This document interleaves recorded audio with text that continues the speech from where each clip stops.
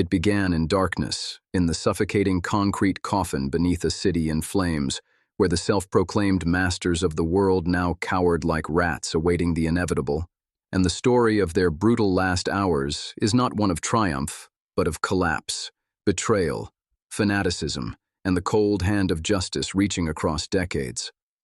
In late April 1945, Berlin was no longer a capital, but a carcass, its streets filled with rubble and fire. Soviet artillery shaking the earth as the Red Army closed its grip, and deep below the shattered Reich chancellery, Adolf Hitler, once hailed as the Führer of millions, retreated into the claustrophobic bunker that would serve as his tomb, a place dripping with damp, humming with ventilation fans, and stinking of fear, cigarettes, and despair, where the walls seemed to close in tighter each hour. Hitler's mind, once consumed with grandiose visions of empire, now oscillated between delusion and fatalistic clarity. He raged at his generals, blamed them for betrayal, and clung to fading fantasies of phantom armies that no longer existed, while news from the outside confirmed his collapse. Heinrich Himmler, once his most loyal disciple, was secretly negotiating with the Allies. Mussolini, his fascist brother-in-arms, had been executed and strung up by his people in Italy, a grotesque warning of what awaited. And in that knowledge, Hitler swore his corpse would never be paraded like Mussolini's, his paranoia reaching such heights that he tested cyanide on his own beloved dog, Blondie, watching coldly as the animal convulsed and died, proving to him that his end would be swift. On April 29th, in a bizarre gesture of intimacy amidst apocalypse, he married Eva Braun, the loyal mistress who had waited in the shadows of history for 13 years. And together they signed their last wills, Eva's a simple declaration of love, Hitler's a venomous rant blaming Jews, generals, and the German people themselves for failing him. And then, on the afternoon of April 30th, after a final farewell to his secretaries in which he lectured them on history's judgment, Hitler retreated with Eva into his study, the silence broken minutes later by the sharp crack of a pistol and the bitter scent of cyanide seeping into the air. His body slumped beside hers, Eva poisoned, Hitler's skull shattered by his own hand, and loyal aides, trembling, wrapped them in blankets, carried them into the ruined Chancellery garden, doused them in petrol, and set them alight as shells exploded nearby, leaving only charred remains for the Soviets to discover. But if Hitler's death was the end of a dictator, what followed was the far more grotesque death of innocence. For Joseph Goebbels, the minister of propaganda who had devoted his life to feeding lies to the German people,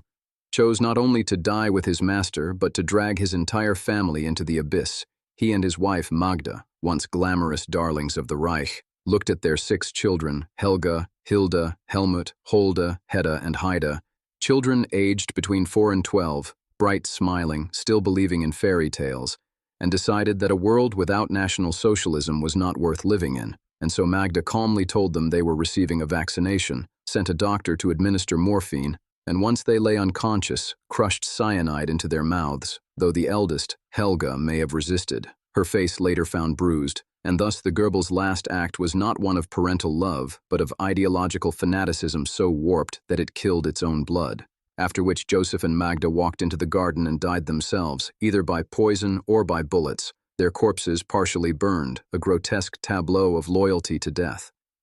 While the bunker consumed its last inhabitants, others fled into the ruins of Europe, carrying with them the blood of millions, among them Heinrich Himmler, the Reichsführer SS, architect of the Holocaust, who after being stripped of power by Hitler for treason, tried to disguise himself as a common soldier, carrying false papers under the name Heinrich Hitzinger. But his nervous behavior betrayed him, and when captured by the British on May 22, 1945, he revealed himself, only to bite down on a cyanide capsule hidden in his mouth, dying within minutes, his body dumped unceremoniously in an unmarked grave, denied even the dignity of memory.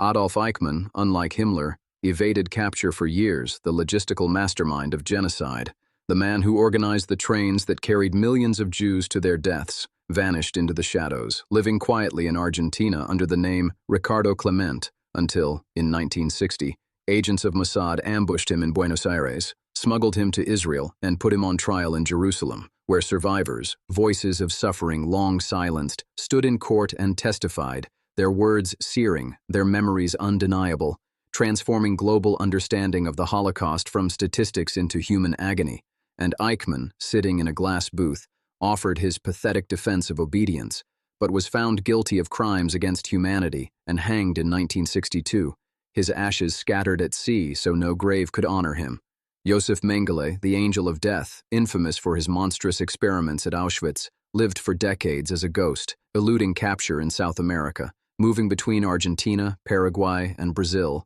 sheltered by sympathizers, pursued by Nazi hunters like Simon Wiesenthal and Mossad, who once nearly had him but let him slip away, until finally, in 1979, Mengele's evil ended not in justice, but in banal accident, drowned by stroke while swimming in Brazil, his identity confirmed years later by DNA science, proving at last that even the angel of death could not outrun mortality.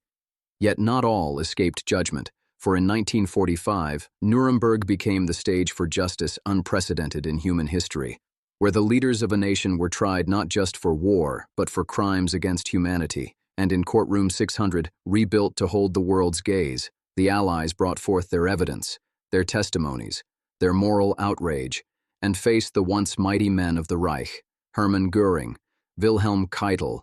Joachim von Ribbentrop, Ernst Kaltenbrunner, Alfred Rosenberg, Hans Frank, Julius Streicher, Karl Dönitz, Albert Speer, Rudolf Hess, and others.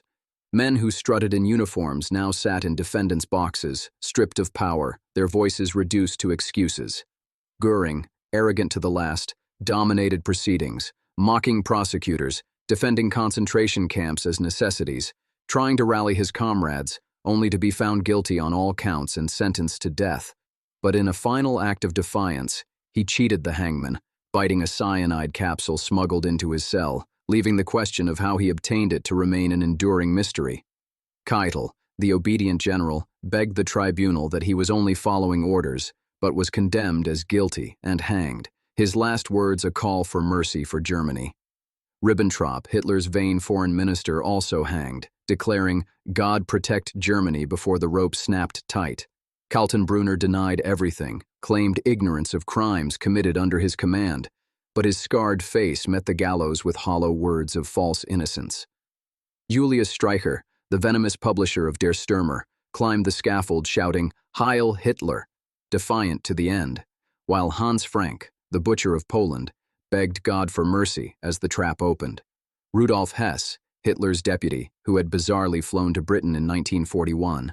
lived on in Spandau prison until 1987, decades of solitary confinement warping him into a ghost of the man he once was, until he hanged himself at 93, sparking conspiracy theories that claimed he was replaced by a double, theories later crushed by DNA evidence proving it was him all along. Albert Speer, the so-called good Nazi, manipulated history, posing as a repentant technocrat who claimed ignorance of genocide, his contrition sparing him the gallows, his memoirs shaping a myth that lasted for decades, only to be exposed by his own secret letters admitting he had indeed known, that he had heard Himmler's speeches of extermination, his remorse a performance. Martin Bormann, Hitler's shadow and gatekeeper, vanished in 1945, sparking decades of rumors that he lived in South America until skeletal remains unearthed in Berlin in 1972 were proven by DNA to be his, fragments of cyanide in his jaw confirming he died the night the Reich collapsed. Karl Dönitz, Hitler's chosen successor, commanded Germany's final surrender and served 10 years in prison, but unlike Speer, he remained unrepentant, defending Hitler's honor until his death in 1980, respected only by neo-Nazis and revisionists. And so their ends came, some in fire, some in poison, some dangling from ropes, others drowned or hunted down by the long arm of justice. And yet beyond the brutality of their deaths lies the enduring truth that their crimes demanded reckoning, that history itself would not let them vanish into myth, that forensic science, survivor testimony, and international law together carved into stone a warning for all ages that the brutal last hours of Nazi leaders were not simply the fall of men, but the exposure of evil, the stripping away of illusions, and the final judgment on a regime that sought to enslave the world, but instead crumbled into ashes, its leaders destroyed by the very violence and fanaticism they unleashed, leaving behind not legacies of glory, but of infamy, their names forever. Stained, their ends as wretched as the lies they told, their final hours a dark mirror of their twisted lives, and their story a testament that justice, whether by rope, by science, or by the merciless weight of history, always comes.